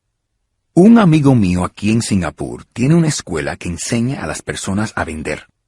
Organiza cursos de entrenamiento de ventas para muchas de las principales corporaciones aquí en Singapur. Y pienso que si asistiera a uno de sus cursos mejoraría mucho su carrera. La periodista se puso rígida. ¿Quiere decir que debo ir a la escuela para aprender a vender? Yo asentí. Tengo una maestría en literatura inglesa, dijo ella. ¿Por qué tengo que ir a la escuela para aprender a vender? Yo soy una profesional. Empezó a meter los papeles en su portadocumentos con determinación. La entrevista había terminado. En la mesa de café había una copia de un bestseller que había escrito hacía tiempo. Lo cogí así como las notas que había apuntado en su blog. ¿Ve esto?, dije señalando sus notas. Miró hacia abajo a sus notas. ¿Cómo?, respondió desconcertada. De nuevo apunté deliberadamente a sus notas. En su blog había escrito Robert Kiyosaki, autor de bestsellers. Dice, autor de bestsellers, no el mejor autor. Abrió sus ojos de par en par. Soy un mal escritor, dije. Usted es una gran escritora. Asistí a una escuela de mercadeo. Usted tiene una maestría. Júntelos y consiga un autor de bestsellers y un buen escritor. Sus ojos emitían rabia. Nunca caeré tan bajo como para aprender a vender, dijo. Alguien como usted no tiene derecho a escribir. Yo soy una escritora profesional. Usted es un vendedor. No es justo. Guardó el resto de sus notas y salió apresuradamente a través de las puertas de cristal a la mañana húmeda de Singapur. Por lo menos me hizo una crónica justa y favorable la siguiente mañana. El mundo está lleno de personas instruidas, talentosas, educadas y dotadas. Nos los encontramos todos los días. Están a nuestro alrededor. Me asusta constantemente lo poco que ganan las personas talentosas. El otro día escuché que menos del 5% de los americanos ganan más de $100,000 anuales. He encontrado a personas inteligentes y muy educadas que ganan menos de $20,000 anuales. Un asesor de negocios, especializado en medicina, me decía cuántos doctores, dentistas y quiroprácticos tienen problemas económicos. Este consultor de negocios me dijo la frase, están a la distancia de una habilidad de ser ricos. Lo que significa esta frase es que la mayoría de las personas solo necesitaría aprender y dominar una habilidad más para conseguir que sus ingresos aumentaran exponencialmente. Antes he mencionado que esa inteligencia financiera es una sinergia de contabilidad, inversión, comercialización y derecho. Combine esas 4 habilidades técnicas y hacer dinero con el dinero será más fácil. En lo que respecta al dinero, la única habilidad que tiene la mayoría de las personas es trabajar duro. Un ejemplo clásico de la sinergia de habilidades es esa joven reportera del periódico. Si aprendiera diligentemente las habilidades de ventas y comercialización, sus ingresos aumentarían dramáticamente. Si fuera ella, tomaría algunos cursos en redacción de textos publicitarios, así como de ventas. Entonces, en lugar de trabajar para el periódico, buscaría un trabajo en una agencia de publicidad. Aun cuando represente menos sueldo, aprendería a comunicarse en slogans que se usan en la publicidad exitosa. También debería aprender relaciones públicas, una habilidad importante. Aprendería a conseguir millones en publicidad gratuita. Y por la noche y durante los fines de semana podría escribir su gran novela. Cuando la terminara, podría vender mejor su libro. En poco tiempo podría convertirse en una escritora de bestsellers. Cuando me gradué de la Academia de la Marina Mercante Americana en 1969, mi papá educado estaba contento. Standard Oil de California me había contratado para su flota de petroleros. Era tercer oficial y la paga era baja comparada con la de mis compañeros de clase. Pero no estaba mal para hacer el primer trabajo después de la universidad. Al principio, mi sueldo era $42,000 anual, incluyendo horas extras, y solo tenía que trabajar 7 meses. Tenía 5 meses de vacación. Si hubiera querido, podría haber hecho carrera en Vietnam con la subsidiaria de una compañía de envíos y haber duplicado fácilmente mi sueldo en lugar de tomar 5 meses de vacaciones. Tenía una gran carrera por delante, pero renuncié a los 6 meses y me enlisté en los Marine Corps para aprender a pilotear. Mi papá educado se quedó deshecho. Mi papá rico me felicitó. En la escuela y en el trabajo, es popular el concepto de especialización. Es decir, para promocionarse o ganar más dinero, hay que especializarse. Por eso los médicos siempre buscan inmediatamente una especialidad como ortopedia o pediatría. Lo mismo pasa con los contadores, arquitectos, abogados, pilotos y otros. Mi papá educado creyó en el mismo dogma. Por eso estaba feliz cuando al final consiguió su doctorado. Admitía a menudo que las escuelas premiaban a los que estudiaban cada vez más y más sobre cada vez menos. Mi papá rico me animó a hacer exactamente lo contrario. Debes aprender poco sobre muchas cosas, sugería. Por eso durante años trabajé en diferentes divisiones de sus compañías. Durante una temporada trabajé en su departamento de contabilidad. Aunque nunca sería contador, quería que aprendiera por ósmosis. El papá rico sabía que aprendería la jerga y el sentido de qué es importante y qué no. También trabajé de camarero, obrero de la construcción, así como en ventas, reservas y mercadeo. Nos estaba preparando a Mike y a mí. Por eso insistía que estuviéramos presentes en las reuniones con sus banqueros, abogados, contadores y agentes. Quería que aprendiéramos un poco sobre cada aspecto de su imperio. Mi papá educado pensó que yo había ido a la escuela para aprender a ser oficial de una nave. Mi papá rico sabía que había ido a la escuela a estudiar comercio internacional. Como estudiante hice travesías en barcos de carga, piloteando grandes buques, petroleros, barcos de pasajeros, al lejano oeste y el Pacífico Sur. El papá rico insistió en que me quedara en el Pacífico en lugar de tomar un barco a Europa, porque sabía que las naciones en vías de desarrollo estaban en Asia, no en Europa. Mientras la mayoría de mis compañeros de clase, incluido Mike, se divertía con sus amigos universitarios, Yo estudiaba comercio, personas, formas de negocio y cultura en Japón, Taiwán, Tailandia, Singapur, Hong Kong, Vietnam, Corea, Tahití, Samoa y Filipinas. También iba a fiestas, pero no en las residencias universitarias. Crecí rápidamente. Mi papá educado no podía entender por qué había decidido dimitir y enlistarme en el Marine Corps. Le dije que quería aprender a pilotear, pero lo que realmente quería aprender era a liderar las tropas. Mi papá rico me explicó que la parte más difícil de manejar una compañía era el personal.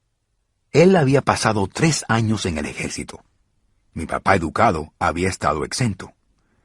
El papá rico me comentó el valor de aprender a conducir a hombres en situaciones peligrosas. Liderazgo es lo que necesita aprender, dijo. Si no eres un buen líder, te dispararán por la espalda, como sucede en los negocios.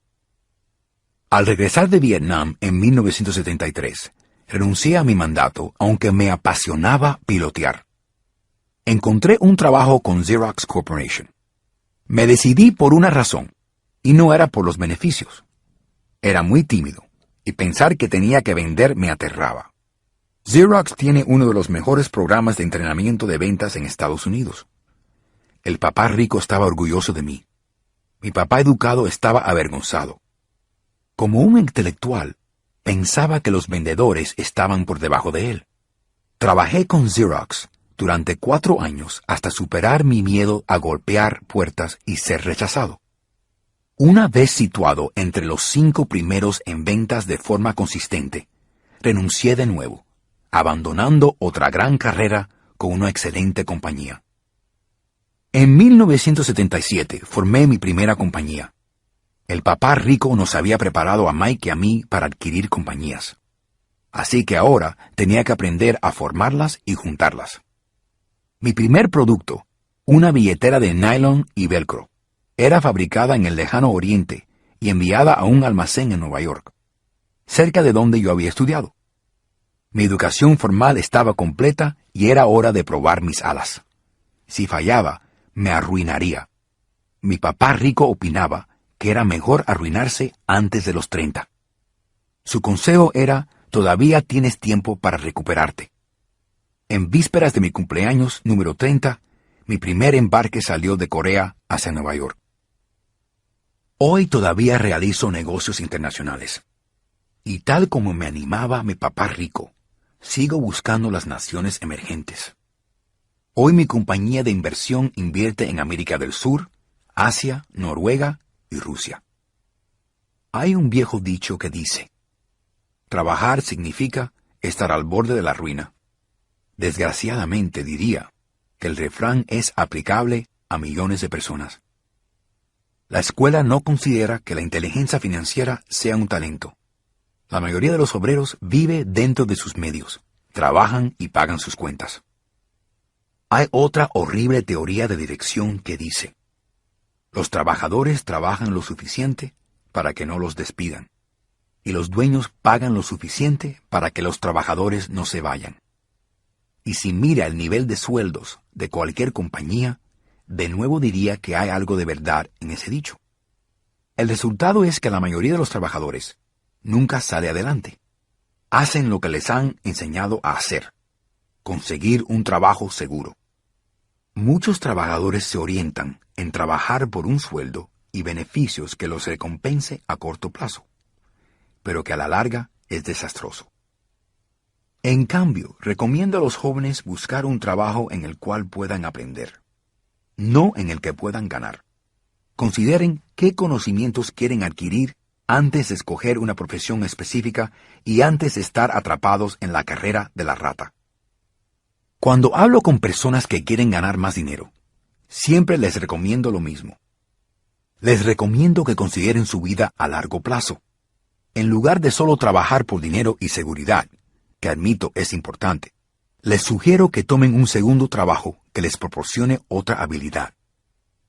A menudo recomiendo formar parte de una comercializadora, llamada también de multilevel marketing, si quieren aprender a vender. Algunas de estas compañías tienen programas de entrenamiento excelentes que ayudan a superar el miedo al fracaso y al rechazo, principales razones del fracaso de las personas. A largo plazo, la preparación es más valiosa que el dinero. Cuando pregunto a mis alumnos, ¿cuántos de ustedes pueden preparar una hamburguesa mejor que la de McDonald's? Todos levantan la mano. Entonces les pregunto, si la mayoría de ustedes puede preparar una hamburguesa mejor, ¿cómo es que McDonald's gana más dinero que ustedes?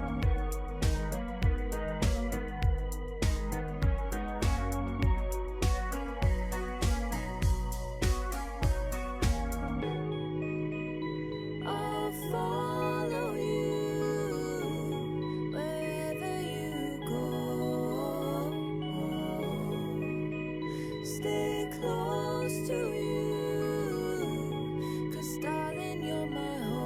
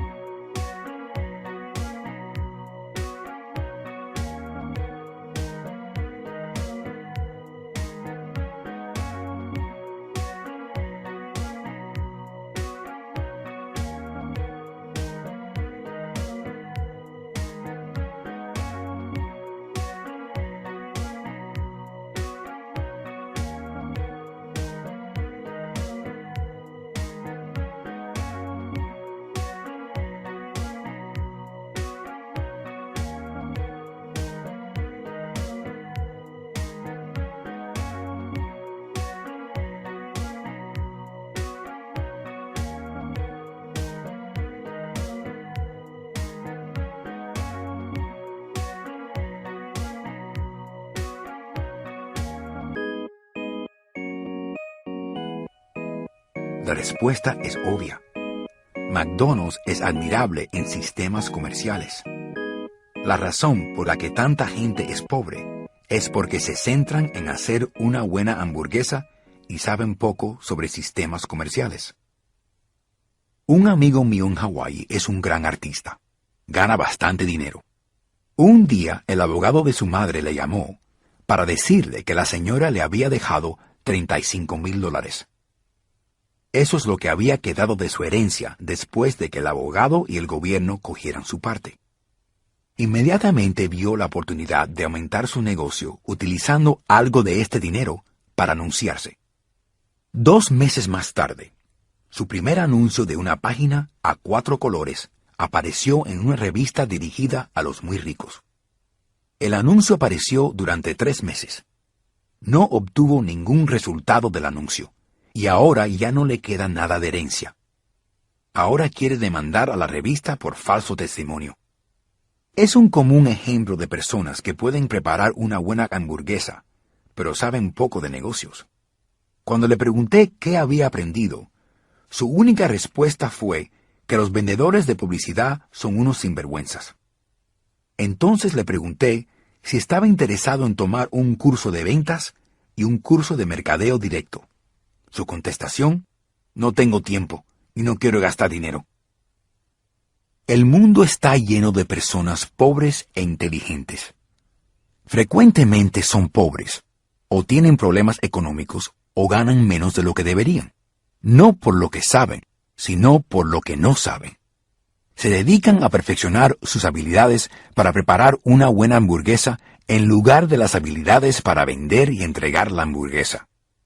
Quizá McDonald's no haga la mejor hamburguesa, pero son los mejores vendiendo y sirviendo una hamburguesa. El papá pobre quería que me especializara. Opinaba que así ganaría más. El papá rico aconsejó a Mike y a mí que nos preparáramos. Muchas empresas hacen lo mismo. Buscan un estudiante avispado de la escuela de comercio y empiezan a preparar a esa persona para tomar las riendas de la compañía algún día. Estos jóvenes y brillantes empleados no se especializan en un departamento. Rotan de departamento en departamento para aprender todo sobre sistemas comerciales. Los ricos a menudo preparan a sus hijos o a los hijos de otros. Haciendo esto, sus hijos adquieren un conocimiento generalizado sobre el funcionamiento del negocio y de cómo se vinculan los diversos departamentos. Para la generación de la Segunda Guerra Mundial, era perjudicial cambiar constantemente de empresa. Hoy en día se considera conveniente, ya que las personas van de empresa en lugar de buscar una especialización mayor. ¿Por qué no buscar aprender más en lugar de ganar? A corto plazo pueden ganar menos, pero a largo plazo pagará con creces. Las principales aptitudes directivas necesarias para el éxito son gestión del flujo de dinero, gestión de sistemas, incluyendo usted y su tiempo con su familia, gestión de personal. Las habilidades especializadas más importantes son las ventas y saber de comercialización. Es la habilidad de vender, por consiguiente, para comunicar a otro ser humano, sea un cliente, empleado, jefe, esposo o hijo. La habilidad básica para lograr el éxito personal. Las habilidades de comunicación como escribir, hablar y negociar son cruciales para una vida de éxito. Es una habilidad que trabajo constantemente, asistiendo a cursos o comprando cintas educativas para ampliar mis conocimientos. El papá rico nos animó a Mike y a mí a aprender un poco de todo. Nos animó a trabajar con personas más inteligentes que nosotros y a reunirlas para trabajar en equipo. Hoy se le llamaría una sinergia de especialidades profesionales. Hoy encuentro a antiguos profesores que ganan cientos de miles de dólares al año. Ganan tanto porque tienen habilidades especializadas en su campo, así como otras habilidades. Pueden enseñar, tanto como vender y comercializar. No conozco otras habilidades más importantes que las ventas y la comercialización.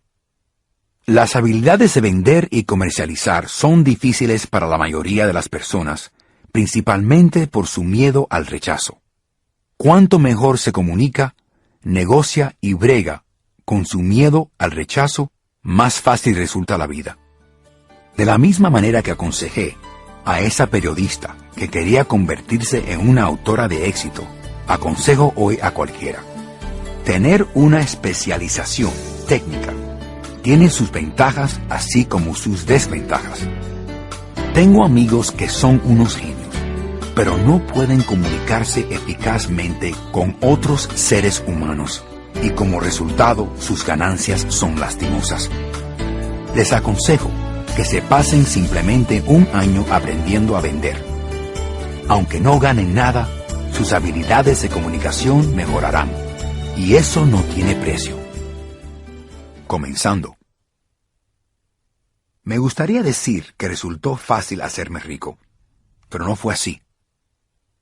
Así que en contestación a la pregunta, ¿cómo empiezo?, les ofrezco la forma que tengo de pensar a diario. Es fácil encontrar grandes oportunidades de negocio, se los prometo. Es como andar en bicicleta. Después de tambalearse un poco, resulta algo fácil. Pero en lo que respecta al dinero, la determinación para superar el tambaleo es una cosa personal. Para encontrar el negocio de $1.000.000, la vida nos exige apelar a nuestro genio financiero. Creo que cada uno de nosotros tiene un genio financiero dentro. El problema es que nuestro genio financiero está dormido, esperando que lo despierten. Se queda dormido porque nuestra cultura nos ha educado a creer que el amor al dinero es la raíz de todos los males. Nos ha animado a que aprendamos una profesión para que podamos trabajar por el dinero. pero no nos ha enseñado cómo hacer que el dinero trabaje para nosotros. Nos enseñó a no preocuparnos por nuestro futuro financiero. Nuestra empresa o el gobierno cuidaría de nosotros cuando nos jubiláramos. Sin embargo, son nuestros hijos, educados en el mismo sistema escolar, los que terminarán pagando. La recomendación todavía es trabajar duro, ganar dinero y gastarlo. Y cuando se nos acabe, siempre podemos pedir más prestado.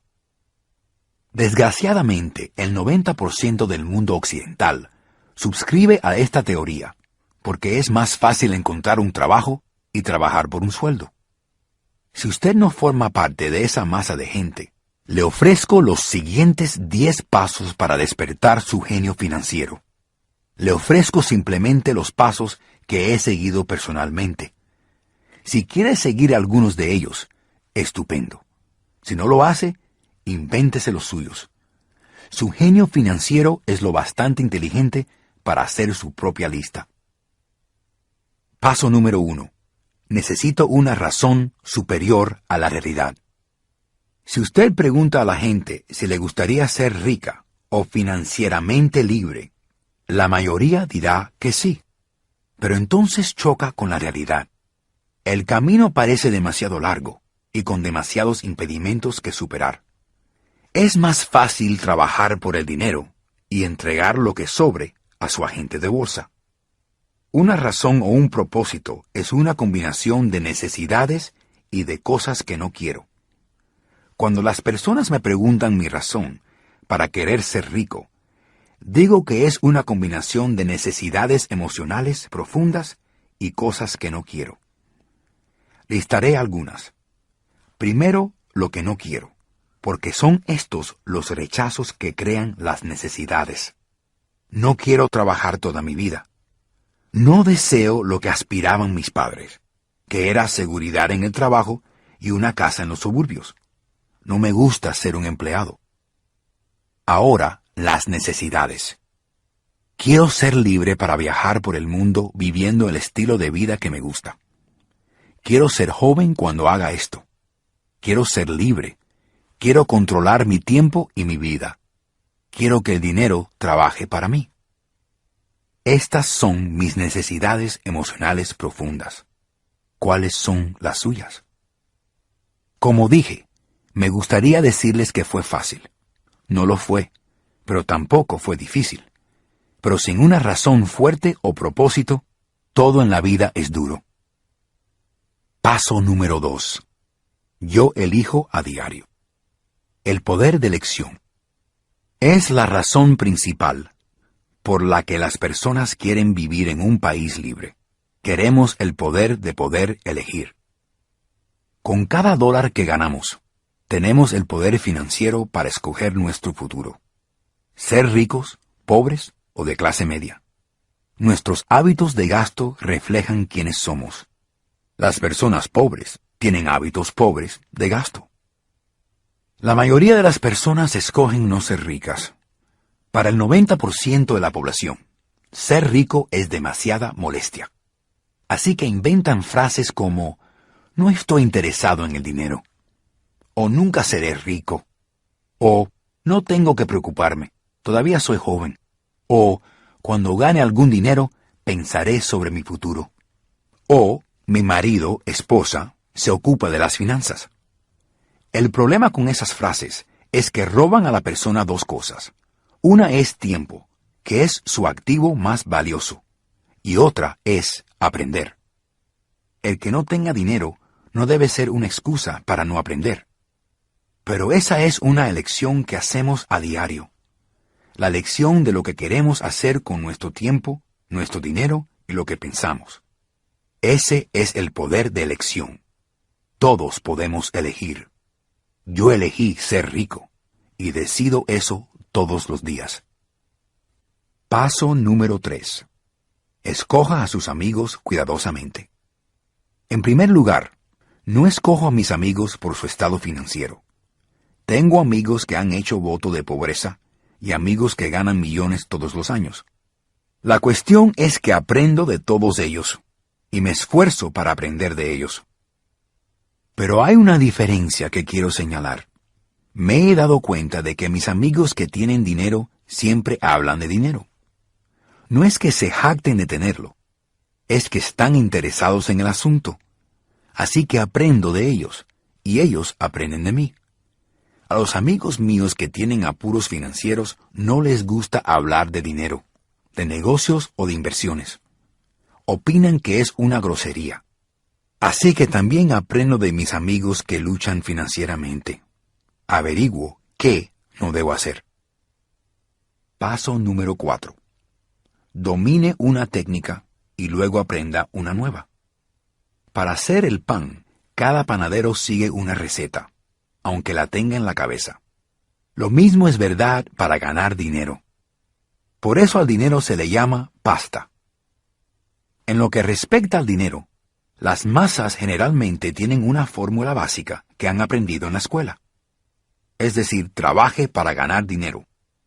La fórmula que observo que predomina en el mundo es que millones de personas se levantan diariamente, van a trabajar, ganan dinero, pagan sus cuentas, tratan de equilibrar sus gastos, compran algunos fondos de inversión y vuelven al trabajo. Es la fórmula básica, o receta. Si está cansado de lo que hace, o no gana lo suficiente, se trata de cambiar la fórmula por la que gana dinero. Hace tiempo, cuando tenía 26 años, tomé un curso los fines de semana llamado Cómo comprar propiedades embargadas. Aprendí una fórmula. El truco era tener la disciplina para realmente hacer lo que había aprendido. Aquí es donde se detiene la mayoría de las personas. Durante 3 años, mientras trabajaba para Xerox, pasaba el tiempo libre aprendiendo el arte de comprar propiedades embargadas. Gané varios millones de dólares usando esa fórmula, pero hoy en día es demasiado lenta y hay demasiadas personas que la están usando. Después de dominar esa fórmula, fui en busca de otras. Y aunque en algunas clases no usé la información que aprendí directamente, siempre aprendí algo nuevo. Paso número 5. Páguese primero. El poder de la autodisciplina. Si no se puede autocontrolar, no intente hacerse rico. Quizás le convendría primero enlistarse en los Marines o en alguna orden religiosa para aprender a controlarse. No tiene ningún sentido invertir, ganar dinero y dilapidarlo. La falta de autodisciplina es el motivo por el que los ganadores de lotería se arruinan poco después de haber ganado millones. La falta de autodisciplina es la causa por la que las personas, en cuanto consiguen un aumento de sueldo, se compran un automóvil nuevo o hacen un crucero. De los 10 pasos, es difícil decir cuál es el más importante. Pero de todos, este sea quizás el más difícil de alcanzar si no es parte de su disposición. Me aventuraría a decir que la falta de autodisciplina es el factor principal que separa a los ricos de los pobres y de la clase media. No me tomo a la ligera eso de páguese primero. La frase es del libro El hombre más rico en Babilonia de George Clason. Se han vendido millones de copias, pero aunque millones de personas repiten sin recato esa poderosa frase, pocos siguen su consejo. En las personas que sí siguen el consejo de Clason, es fácil ver, a través del estado financiero, declaración de renta y balance de situación, cómo los ingresos entran directamente en los activos y cómo los activos generan ingresos. Cada mes, estas personas asignan dinero a su columna de activos antes de pagar sus gastos mensuales. Ahora oigo los gritos de los que sinceramente creen que hay que pagar primero las cuentas.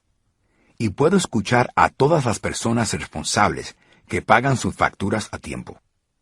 No les digo que sean irresponsables y no paguen sus cuentas. Todo lo que les digo es que hagan lo que dice el libro: páguese usted primero. El motivo por el que no tengo mucha deuda en mi tarjeta de crédito es porque quiero pagarme primero. Aunque pago mis facturas a lo último, soy lo suficientemente astuto financieramente para no meterme en una situación financiera difícil. No se meta en grandes deudas que tenga que pagar. Mantenga bajo sus gastos. Construya primero los activos. Entonces compre la casa grande o el automóvil bueno. Quedarse atascado en la carrera de la rata no es inteligente. Y cuando le falte, permita que suba la presión y no toque sus ahorros o inversiones. Utilice esa presión para inspirar a su genio financiero a idear nuevas formas de ganar más dinero, y entonces pague sus facturas. Habrá aumentado su habilidad para ganar más dinero, así como su inteligencia financiera. Paso número 6. Pague bien a sus agentes. Frecuentemente veo a gente que pone un cartel delante de sus casas que dice, a la venta por su propietario. O veo en la televisión a muchas personas que dicen ser agente con descuento. Mi papá rico me enseñó lo contrario. Creía en pagar bien a los profesionales, y yo también he adoptado esa política. Hoy por hoy tengo abogados, contadores, agentes inmobiliarios y corredores de bolsa caros. ¿Por qué? Porque sí, porque son profesionales y sus servicios deben proveerles dinero. Y cuanto más dinero ganan ellos, más dinero gano yo. Vivimos en la era de la información. La información no tiene precio. Un buen corredor debe proporcionarle información y tomarse el tiempo para educarlo. Paso número 7. Sea un dador indio. Esto es el poder de conseguir algo por nada. Cuando los primeros colonos blancos vinieron a América, les asombró una costumbre que tenían algunos indios americanos. Por ejemplo, si un colono tenía frío, el indio le daba una manta. Creyéndose que era un regalo, el colono se ofendía a menudo cuando el indio se la pedía de vuelta. Los indios también se molestaron cuando comprendieron que los colonos no querían devolvérsela. De ahí proviene el término dador indio, una simple confusión cultural. En el mundo de la columna del activo, ser un dador indio es vital para la riqueza.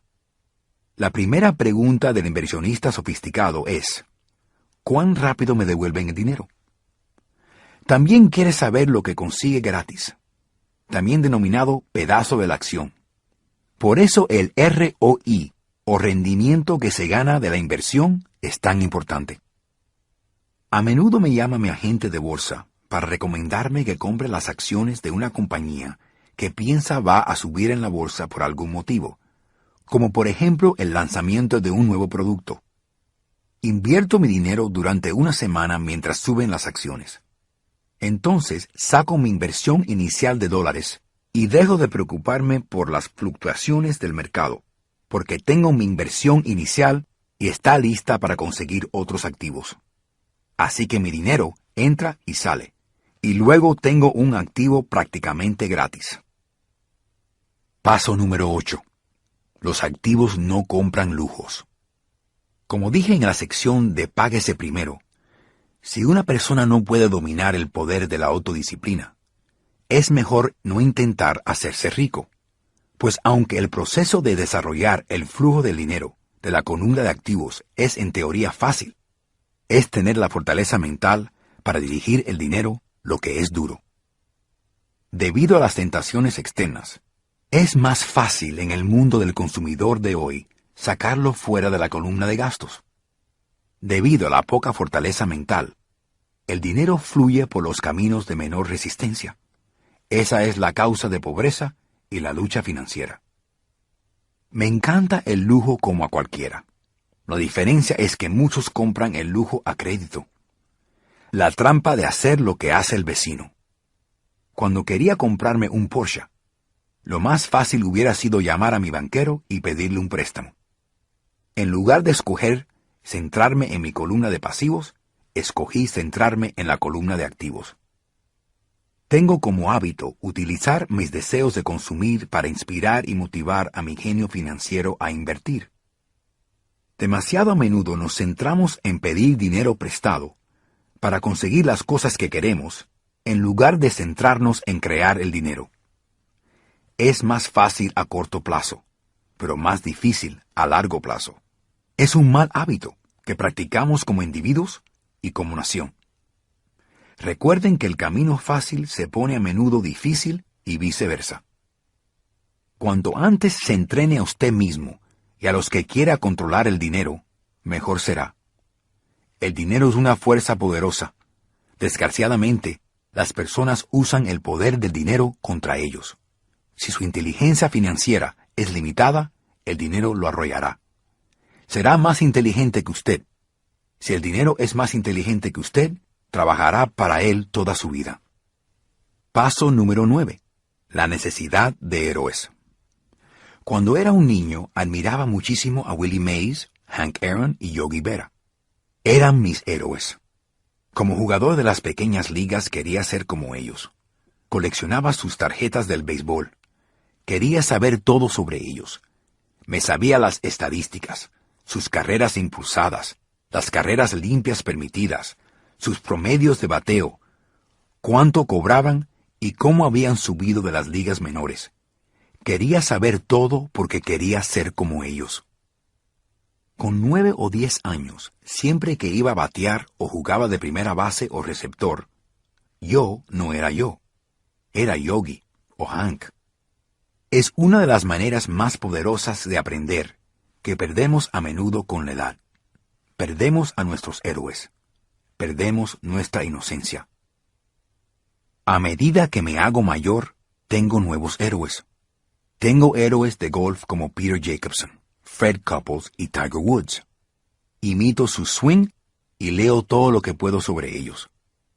También tengo héroes como Donald Trump, Warren Buffett, Peter Lynch, George Soros y Jim Rogers. A mi edad conozco sus logros como conocía las estadísticas. Las carreras limpias permitidas, las carreras impulsadas de mis héroes de béisbol. Me intereso en qué invierte Warren Buffett y leo todo lo que puedo sobre su visión del mercado. Leí el libro de Peter Lynch para entender cómo escoge las acciones. Y leí sobre Donald Trump, intentando averiguar cómo negocia y organiza operaciones. De la misma manera que no era yo cuando iba a batear, cuando estoy en el mercado o estoy negociando un trato, estoy actuando inconscientemente con la valentía de Trump. O, al analizar una tendencia, la veo como lo haría Peter Lynch. Teniendo héroes, penetramos en una fuente enorme de genio puro. Pero los héroes hacen algo más que inspirarnos. Los héroes hacen que las cosas parezcan fáciles. Ese hacerlo parecer fácil nos persuade a querer ser como ellos. Si ellos pueden hacerlo, también puedo yo. Paso número 10. Enseñe y recibirá. Mis dos papás eran maestros. Mi papá rico me enseñó una lección que he empleado toda mi vida, y era la necesidad de ser caritativo o dar. Mi papá educado dio mucho tiempo y conocimiento, pero casi nunca regaló dinero. Como ya dije, normalmente decía que lo daría cuando le sobrara. Raramente, claro, sobraba algo. Mi papá rico dio dinero así como educación. Creía firmemente en si usted quiere algo, primero necesita dar. Repetía siempre. Cuando estaba corto de dinero, daba dinero a su iglesia o a su caridad preferida. Si pudiera dejarles una sola idea sería esta. Siempre que le falte o tenga necesidad de algo, dé lo que quiera primero y regresará a raudales. Eso es verdad para el dinero, una sonrisa, el amor, la amistad. Sé que es lo último que una persona quiere hacer, pero siempre ha funcionado para mí. Confío en que el principio de reciprocidad es verdadero, y doy lo que quiero. Mi papá rico decía a menudo que los pobres son más codiciosos que los ricos. Explicaba que si una persona era rica, era porque estaba proporcionando algo que otras personas necesitaban. Durante toda mi vida, siempre que me he sentido necesitado y me ha faltado algo de dinero o de ayuda, he buscado en mi corazón lo que quería y he decidido darlo primero. Y cuando di, siempre regresó. Me recuerda la historia del tipo que está sentado con leña en los brazos en una noche helada y fría, y le grita a la estufa: «Cuando me des calor, te pondré madera dentro». Y en lo que respecta al dinero, amor, felicidad, ventas y contactos, lo único que hay que recordar es dar lo que uno quiere y volverá a raudales. Mi papá enseñó a maestros y se convirtió en un maestro ejemplar. Mi papá rico siempre enseñó a los jóvenes su manera de hacer negocios. Mirando hacia atrás, fue su generosidad con lo que ellos sabían lo que los hizo más inteligentes. Hay poderes en este mundo mucho más inteligentes que nosotros. Puedes llegar allí solo, pero es más fácil con la ayuda de los poderes que ya existen. Lo único que se necesita es ser generoso con lo que se tiene y los poderes serán generosos con usted. Actúe. Usted recibió dos grandes regalos, su mente y su tiempo. Depende de usted hacer lo que prefiera con ambos.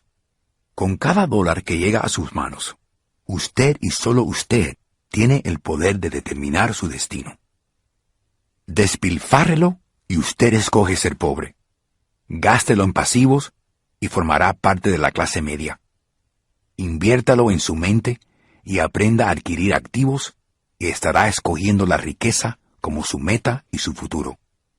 La opción es suya y solo suya. Todos los días con cada dólar, usted decide ser rico, pobre o de clase media. Decida compartir estos conocimientos con sus hijos y elija prepararlos para el mundo que les aguarda.